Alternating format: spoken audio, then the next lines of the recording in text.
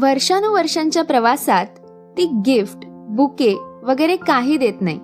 साधं 4 ओळींचं प्रेमपत्र नाही की लव्ह यू, मिस यू चा रतीब घालत नाही. ती रोज डबा देते. प्रत्येक पहाटे अनिवार ओढीने ती जागी होते. गरमागरम पोळीवर तुपाची बोटं नाचवताना स्वतःशी गोड हसते.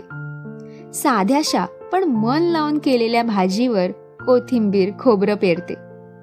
कधी दही भात, कधी सॅलड, कधी आरोग्याची काळजी म्हणून ड्रायफ्रूट, एखादे फळ, जोडीला चटणी, कोशिंबीर, तर कधी लोणच्याची फोड. असा रोज रंगीबेरंगी डबा देखणा सजवून देते. कधीतरी खास दिवशी डब्यासोबत असतो एखादा लाडू, वडी, तर कधी शिरा, राखून ठेवलेली मिठाई. वेळेवर जेवण घ्या, सावकाश गाडी चालवा, लवकर घरी या. डबा देतानाच्या घाईत अनंत सूचना देते. बाल्कनीत उभी राहून कामावर जाणाऱ्या पाठमोऱ्या नवऱ्याला दिसेनासा होईपर्यंत उगाच पाहत राहते. ती रोज डबा देते. संध्याकाळी परतलेला रिकामा डबा खुश करतो तिला.